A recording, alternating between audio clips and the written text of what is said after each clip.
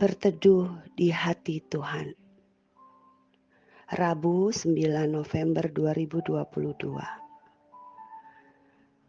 Hati-hati dan berjaga-jagalah. Mari kita membaca firman Tuhan dari Markus pasal 13. Dan fokus perenungan kita terambil dari ayat yang ke-33.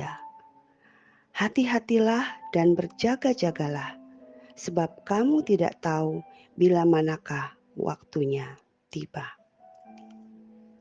Saudaraku yang terkasih, berkali-kali di dalam bagian firman Tuhan yang kita baca khususnya di pasal 13 ini, kita menemukan ada berkali-kali Tuhan Yesus mengatakan kepada murid-muridnya untuk waspada, untuk berhati-hati atas hidupnya, dan untuk berjaga-jaga. Mengapa saudara?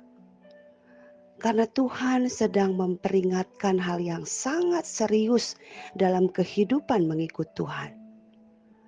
Bahwa ada tanda-tanda di mana akhir zaman akan datang. Dan sekaligus di dalam zaman itu, Tuhan Yesus akan datang kembali untuk kedua kalinya. Namun saudaraku, di dalam masa-masa itu adalah masa-masa penantian kedatangan Kristus kedua kali. Adalah masa-masa yang tidak mudah. Bukankah demikian juga ketika kita diminta untuk menantikan sesuatu, menunggu sesuatu.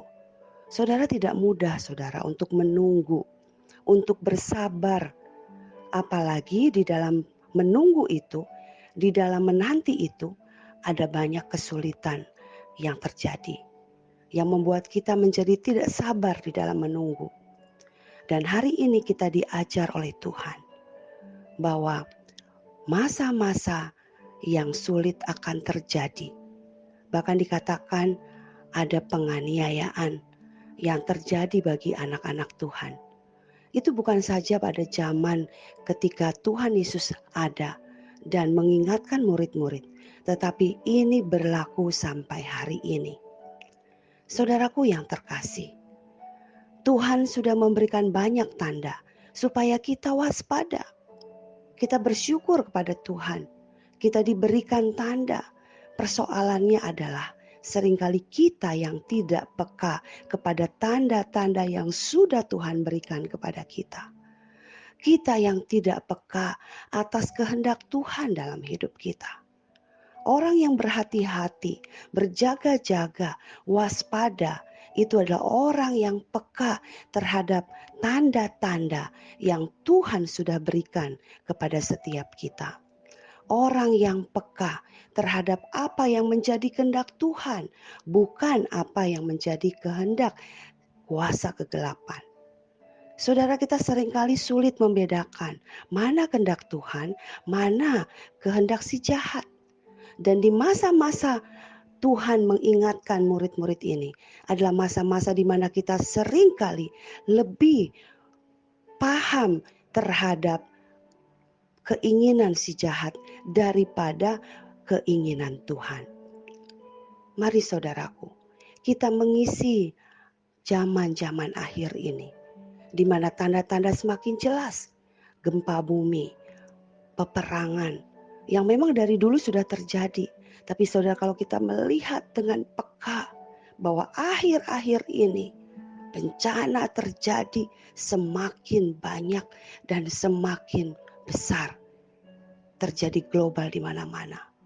Kita juga seharusnya peka saudara dengan tanda-tanda ini. Peka dengan penyakit sampar, penyakit yang saat ini begitu global terjadi di seluruh dunia.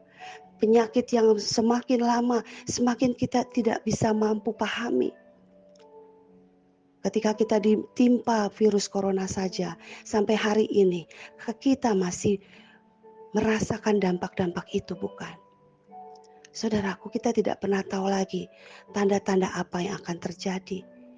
Tetapi saudaraku, biarlah kita dengan kondisi yang kita lihat dalam tanda-tanda ini, kita semakin sadar bahwa kita harus menjaga diri kita, berhati-hati. Jangan buka celah terhadap si jahat. Saudara, si jahat bisa menerobos masuk ke dalam hati kita melalui iri hati, melalui kesombongan yang ada di hati kita, melalui kepahitan, melalui kemarahan, kebencian yang kita simpan di dalam hati kita.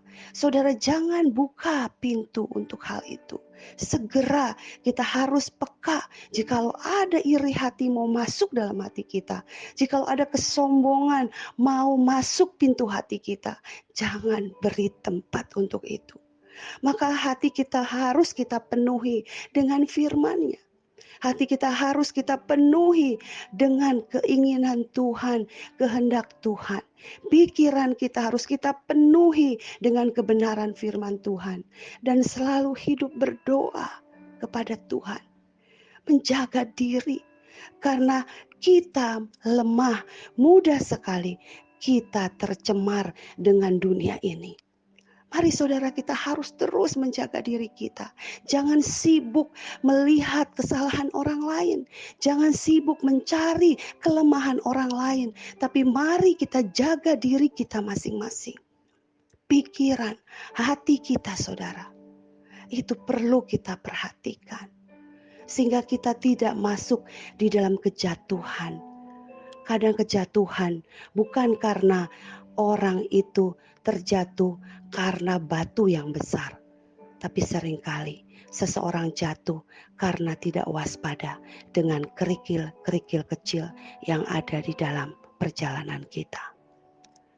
Saudaraku yang terkasih, kita rindu jikalau suatu hari Tuhan datang, kita kedapatan siap, tidak sedang tertidur, tidak sedang berpesta pora, tidak sedang dikuasai hawa nafsu.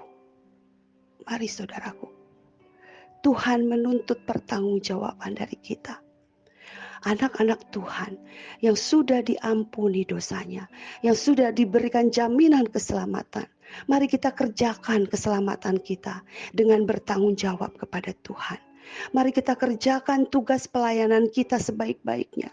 Mari kita kerjakan tugas kita masing-masing sebagai seorang ibu, seorang istri, seorang suami. Apapun tugas itu, bahkan dalam pekerjaan Tuhan, mari saudara kita kerjakan dengan sepenuh hati, dengan sebaik-baiknya. Sekalipun kita kadang melihat tidak ada orang yang tahu, saudara, tetapi kita percaya suatu hari Tuhan datang dan meminta pertanggungjawaban dari kita. Apa yang akan kita katakan kepada pemilik hidup kita? Mari saudaraku, jangan mundur, jangan kendor, jangan menjadi lemah, jangan pernah meninggalkan Tuhan Yesus. Apapun keadaan yang sulit dalam hidup kita, mari kita kerjakan sebaik-baiknya sampai kita bertemu dengan Sang Pemilik hidup kita, seperti seorang tuan yang datang kembali setelah pergi jauh meninggalkan rumahnya kepada hamba-hambanya. Dan ketika dia datang, kita tidak pernah tahu kapan dia datang. Tapi dia pasti datang. Entah malam, entah petang, entah siang, entah pagi. Tapi kapanpun dia datang, harusnya seorang hamba yang baik dan setia, dia siap ketika tuannya datang. Mari saudara, jangan lengah. Iblis selalu berada di sekeliling kita untuk mengambil kesempatan, mengambil kita dari Tuhan. Tapi percayalah, kalau kita berjaga-jaga, kita akan tetap terjaga, tidak tertidur ketika Tuhan itu datang, ketika Tuhan Yesus datang kedua kalinya. Zaman akhir memang menakutkan, tetapi zaman akhir akan menjadi zaman di mana kita menyambut kedatangan Tuhan dengan sukacita. Asalkan kita isi waktu kita dengan terus berhati-hati, menjaga diri kita, berjaga-jaga dengan firman-Nya, dengan berdoa, dengan mengucap syukur atas apapun yang terjadi dalam hidup kita. Tuhan Yesus memberkati saudara. Amin.